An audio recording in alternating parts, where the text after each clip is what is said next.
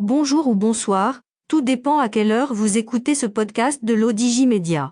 Notre internaute invité, Rachid Boufous, partage son avis et ses réflexions dans un article qu'il a intitulé « Le complot du silence ». Alors écoutons-le dans ce podcast. L'auteur démarre son article ainsi. Après l'Amjarad, condamné pour 6 années de prison pour viol, voici l'affaire Hakimi. Une femme accuse ce dernier de viol. Elle n'a pas porté plainte mais le parquet s'est autosaisi de l'affaire, ouvrant une enquête contre le joueur de l'équipe nationale et du Paris Saint-Germain. Beaucoup de gens ne veulent voir dans ces deux affaires qu'un complot ourdi contre le Maroc, par quelque officine barbouzarde relevant des services secrets français avec l'assentiment du président Macron, rien moins que cela. Pour étayer leurs propos ces mêmes personnes, et il y en a pas mal, avancent aussi la concomitance de ces deux affaires, en ce moment précisément, connu pour être plein de tensions et d'électricité dans l'air, pour ce qui est des relations entre les deux pays. L'auteur poursuit son article ainsi.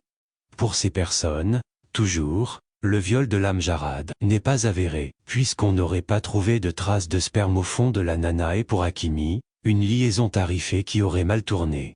Aucune compassion, une fois encore, pour les femmes victimes de ces abus sexuels.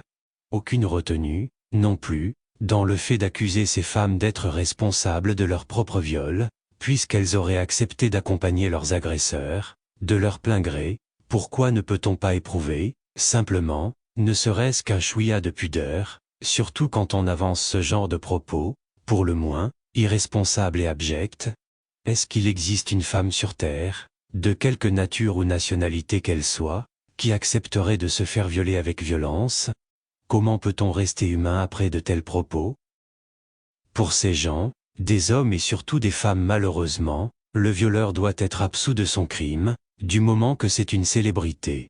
Je suis même tenté de croire que si ces célèbres violeurs venaient à attenter à leur fille, sœur ou cousine, il n'est pas loin, qu'ils en seraient même contents, voire honorés et qu'ils iraient jusqu'à prendre des selfies avec ces célébrités pour dater l'abject acte honorifique fait à leurs proches. Mais dans quel monde de dingue vit-on?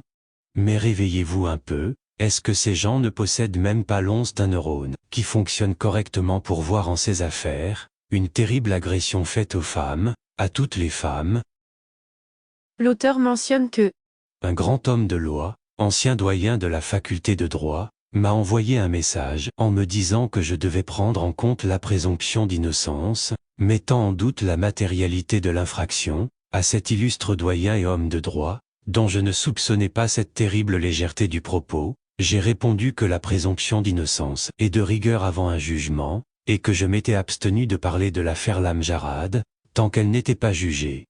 Quant à la matérialité de l'infraction, elle a été établie par le tribunal, vu qu'il y a eu violence et reconnaissance des faits par le prévenu.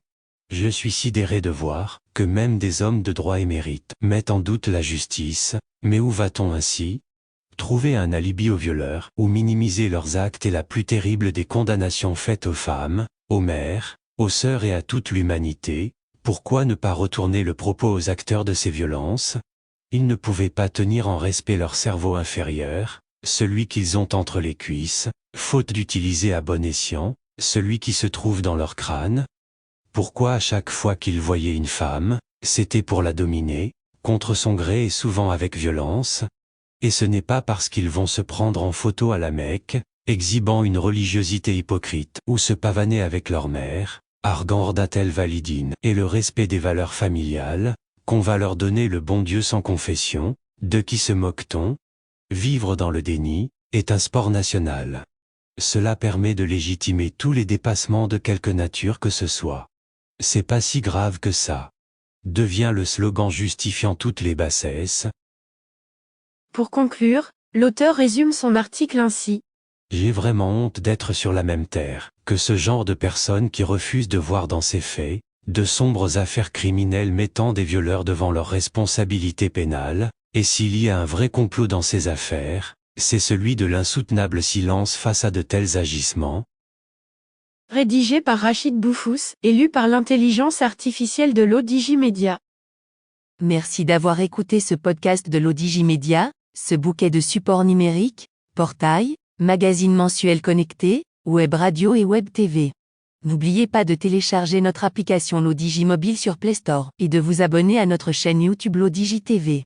Vous pouvez, aussi, nous suivre sur nos réseaux sociaux, Instagram, Facebook, TikTok, LinkedIn et Twitter. Ou encore, vous inscrire sur notre newsletter quotidienne à partir du portail lodigi.ma. Alors, on se dit au prochain podcast de nos chroniqueurs invités. Et à très bientôt, si et seulement si vous le voulez bien.